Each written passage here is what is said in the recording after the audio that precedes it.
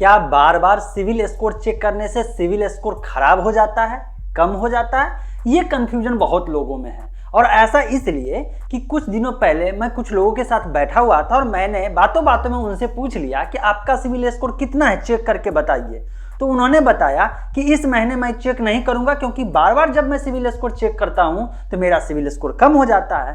फिर मैं समझ गया कि इनको जो है रियल नॉलेज नहीं है और फिर मैंने उनको बताया कि यार ऐसा नहीं है, अगर आप बार बार सिविल स्कोर चेक करते हैं तो सिविल स्कोर खराब नहीं होता, लेकिन एक ऐसा कंडीशन है जिसमें अगर सिविल स्कोर बार बार चेक किया जाता है तो फिर आपका सिविल स्कोर खराब हो सकता है। तो ऐसा कौन सा कंडीशन है जिसमें आप चेक करेंगे तो कभी भी, चाहे एक बार नहीं 1000 बार चेक करिए, आपका सिविल स्कोर खराब नहीं होगा। और वहीं पे दूसरे कंडीशन में आप 2 बार 5 बार भी सिविल स्कोर चेक हो गया आपका, तो फिर आपका सिविल स्कोर खराब हो सकता है, निगेटिव इफेक्ट डाल सकता है आपके स्कोर पे। फ्रेंड्स, बात यह है कि आज के डेट में सब लोग चाहता है कि मेरा क्रेडिट स्कोर अच्छा बना रहे। इसका रीजन ये है, कभी भी किसी को किसी भी टाइम जो है इमरजेंसी आ सकता है और उसके लिए किसी से लोन लेने की जरूरत पड़ सकती है और आपका पड़ोसी, आपका रिश्तेदार तो लोन देने से रहा।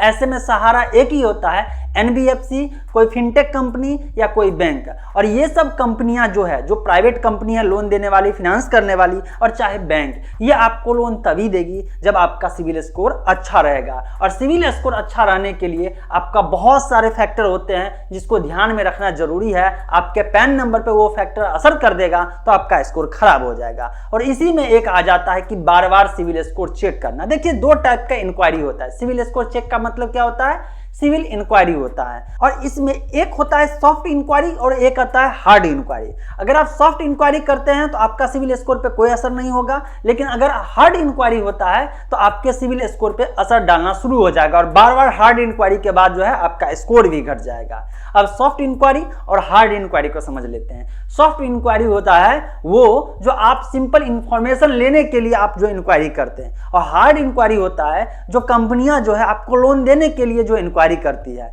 ऐसे समझिए, जैसे कि अगर आप कोई फ्री एप्लीकेशन जैसे पैसा बाजार एटसेट्रा या क्रेड हो गया, बहुत सारे एप्लीकेशन आपको मिल जाएंगे, ढेरों जो है ऑनलाइन एप्लीकेशन पोर्टल मिल जाएगा जहां पे आप अपना पैन नंबर और डिटेल डाल करके आप अपना सिविल स्कोर चेक कर सकते हैं। तो वो क्यों करते हैं?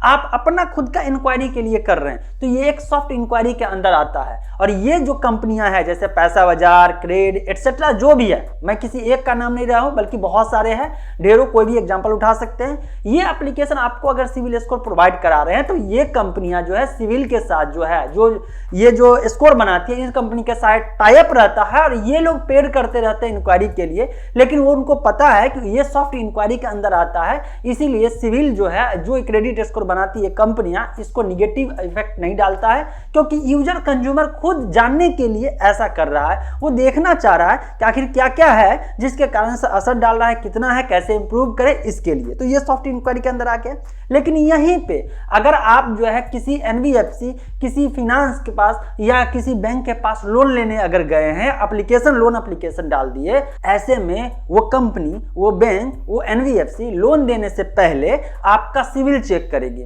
मतलब आपका क्रेडिट स्कोर चेक करेगी। तो वो जो चेक कर रहे हैं, वो लोन देने के लिए चेक करे, तो वो आ जाता है हार्ड इंक्वायरी में। अब एक एग्जांपल लेते हैं, हार्ड इंक्वायरी कैसे आपका निगेटिव असर डाल सकता है आपके सिविल पे, इसको समझ लेते हैं। मान लीजिए आपने किसी एक बैंक से लोन लेने के लिए अप्लाई किया, राइट?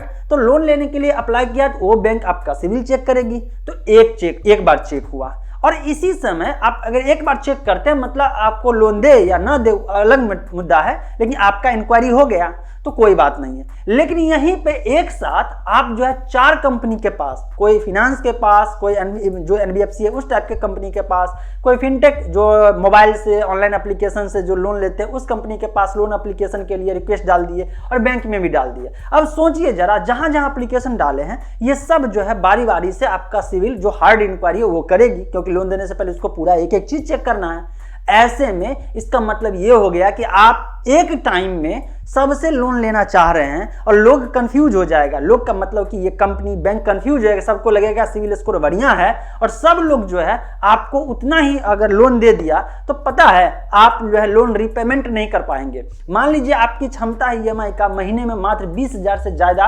ओवरऑल इससे ज़्यादा आप ईएमआई पे ही नहीं कर सकते हैं। और एक साथ जो है 4 जगह एप्लीकेशन डाल दिए। अब 4 जगह एप्लीकेशन डाल दिए और चारों से 20-20 हज़ार करके जो है मैक्सिमम जो है लिमिट है, उतना पे जो है जो हायर अमाउंट पे लोन का जो लिमिट होता है उतना अगर आप ले लिए, किस्त 20-20 हज़ार बन गया तो 80 हज़ार आपको महीने में जो है आपका ईएमआई देना। लेकिन आपके पास जो है जो इनकम प्रूफ है, कमाने का जरिया है, वो 20 हज़ार है। तो किसी न किसी का तो लोन जो है फॉल्ट होगा ही, किसी न किसी का ईएमआई मिस होगा ही। इसीलिए जब भी हार्ड इंक्वायरी होता है तो आपका सिविल स्कोर घटाया जाता है। जैसे कि एक बैंक पे आप डाले, हार्ड इंक्वायरी हो गया, उसने चेक कर दिया, इसके बाद थोड़ा सा उस पर निगेटिव असर होगा। अब दूसरा चेक करेगा तो उससे कम उसको दिखेगा। इस तरह से मल्टीपल टाइम अगर चेक होता है, हार्ड इंक्वायरी होता है, तो आपका सिविल स्कोर घट सकता है।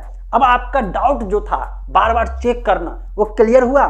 सिंपल सी बात है, आप अपने खुद से अगर इंडिविजुअल यूजर जो है किसी एप्लीकेशन, थर्ड पार्टी एप्लीकेशन के थ्रू बार बार चेक करते हैं, कोई दिक्कत नहीं है, आप सिविल चेक कर सकते हैं, कोई असर नहीं है। वैसे जाते जाते बता दीजिएगा कि फिलहाल आपका सिविल स्कोर कितना है।